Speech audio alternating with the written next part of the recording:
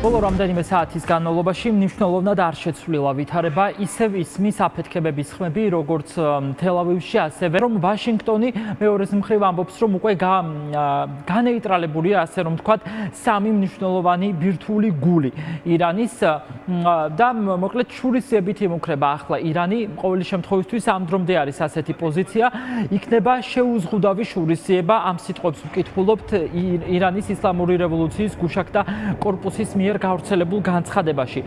ირანის საგარეო საქმეთა სამინისტროს განცხადება ჩვენ უკვე მოვისმინეთ. ახლა შეგვიძლია მოვისმინოთ თავად ირანის საგარეო საქმეთა მინისტრს, რომელიც დღეს სტამბულში იმყოფება. ის ამბობს, რომ ხვდება და ესაუბრება ლიდერებს სხვადასხვა ქვეყნების. მან უკვე დაანონსა, რომ ხვალ გაფრინდება რუსეთში და შეხვდება პირადად ვლადიმერ პუტინს. ახლა ირანს აქვს რუსეთის მხარდაჭერა, რადგან არავისთვის არის დასამალი და არც უცნობი, რომ ირანის ერთ-ერთი მთავარ სტრატეგიულ პარტნიორად მოიაზრება თავად რუსეთი და მეორეს მხრივ ვლადიმერ პუტინი. ამასვე მოწმობს სხვათა შორის რუსეთში გაკეთებული განცხადებებიც, მაგალითად რამდენიმე საათის წინ მედვედევმა დაწერა შემდეგ ირამ, რომ ამერიკა ისრაელზე შეტევით, ირანზე შეტევით ერთვება ომში და ცინიკურად მიულოცა ეს ყველაფერი მოკლედ მედვედევმა ტრამპს. რაც მთავარი რაც თქვა დღეს ირანის საგარეო საქმეთა მინისტრმა სტამბულში არის შემდეგი, რომ ირანი ვეღარ ხედავს დიპლომატიის კარს, ის ხურავს ამ კარს და იმუქრება, რომ გასცემს პასუხს ტრამპის თავდასხმას.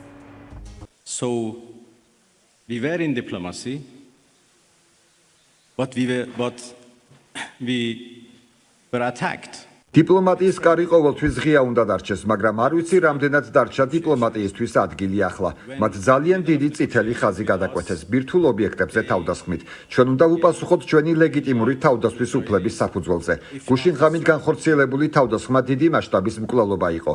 დღეს შუადღეს მოსკოვში გავემგზავრები და ხვალ დილით პუტინს შევხვდები. პუტინთან სერიოზული კონსულტაციები მექნება. ამერიკა მიმოქმედა სიონისტური რეჟიმის პრემიერ-მინისტრის გადასარჩენად. ისინი მხარს უჭერენ ისრაელს, რათა მათ შეასრულონ ბინძური სამუშაო და ამავე დროს აცხადებენ, თითქოს ისრაელი თავს იცავს. ეს სირცხვილია. სამწუხაროდ მათ მხოლოდ ძალის და მუქარის ენა ესმით. ირანისადმი დიპლომატიისკენ მოწოდება მნიშვნელობას კარგავს. მიუხედავად იმისა, რომ დღეს ირანის საგარეო საქმეთა მინისტრი მედიასთან გამოჩნდა და მას კითხვები სხვათა შორის უცხოელმა ჟურნალისტებაც დაუსვეს, მას არ დაუზუსტებია და არ დაუდასტურებია ინფორმაცია იმის შესახებ, რომ ბირთვულ ობიექტებზე განხორციელებული შეტევის შემდეგ ეს ობიექტები აღარ არსებობს. არადა დასავლურ მედიაში, მათ შორის ვაშინგტონშიც აქტიურად საუბრობენ იმის შესახებ, რომ ერთი შეტევით ვაშინგტონმა მოახერხა და ირანს ბირთვული გული გამოგლიჯა, რადგან ეს სამი ბირთვული ობიექტი, რომელზეც არის საუბარი, ირანისთვის მთავარ ობიექტებს წარმოადგენდა, სწორედ აქ მიდიოდა მთავარი სამუშაოები იმისთვის, რომ ირანს შეექმნა ბირთვული იარაღი. ჯერჯერობით, როგორც გვეკითხარით, უცნობია რა მასშტაბის ზიანზე არის საუბარი. ადგილიდან ბუნებრივია არც კადრები არ გავრცელებულა, თუ არ ჩავთვლით სატელიტურ ფოტოსურათებს, თავდასხმების შემდეგ და მანამდე გადაღებულ ფოტოსურათებს. ამ ფოტოსურათებზე კი ჩანს მათ შორის სატვირთო ავტომანქანებიც, რომლებითაც სავარაუდოდ უკვე გაიტანეს ბირთვული იარაღის დასამზადებლად საჭირო ნივთიერებები. მეორეს მხრივ დასავლურ მედიაში ამბობენ, რომ ეს მაინც ვერ იქნება ირანისთვის მაშველი რგოლი, რადგან ის ზიანი, რომელიც ამ სპეცოპერაციების შედეგად მიიღო ირანმა, არის განუზომლად დიდი.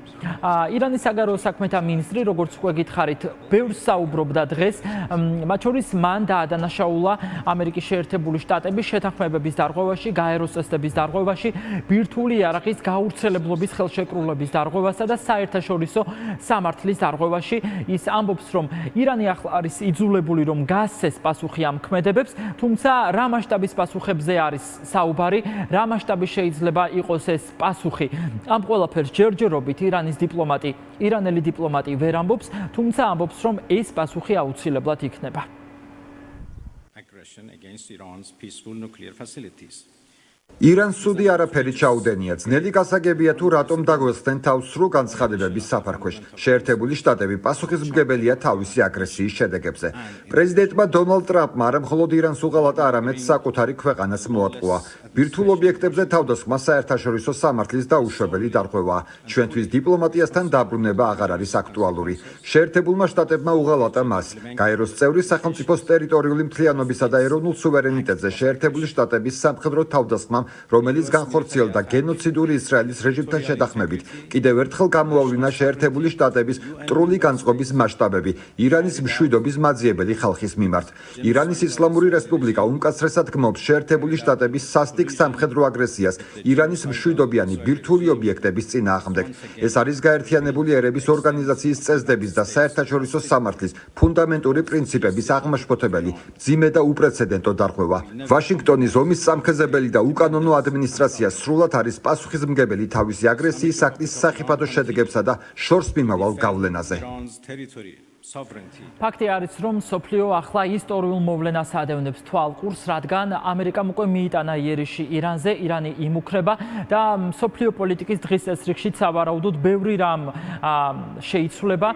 მინიმუმ ჩანს უკვე წინასწარ კონტურები, რომ ირანი ახლა ცდილობს საკუთარ პარტნიორებთან კავშირები დაამყაროს, ის ეძებს საბაბს და არგუმენტს იმისთვის, რომ გაამართლოს სავარაუდოდ ის თავდასხმები, რომელიც სავარაუდოდ იქნება ამერიკის მისამართით ყოველი შემთხვევაში. ეს არის განცხადებები, რომელიც კეთდება ოფიციალური თეირანის მიერ. ისინი ამბობენ, რომ იძულებულები არიან, რომ პასუხი გასცენ ამ თავდასხმას, რომელიც მიადგა მათ ბირთვულ ობიექტებს. მეორეს მხრივ, ევროპა, მათ შორის დასავლური ქვეყნებიც და შეერთებული შტატებიც, მათ შორის არიან ისეთი პოლიტიკოსებიც, რომლებიც მხარეებს მოუწოდებენ შვიდობისკენ, დამშვიდებისკენ და შეთანხმების მიღწევისკენ. რამდენად მოხდება ეს შეთანხმება, ამას ალბათ რო გვიჩვენებს ფაქტი არის ის, რომ ირანი ამ დრომდე იმუქრება და გრძელდება შეტევებიც, როგორც ირანში, ასევე ისრაელის მიმართულებითაც.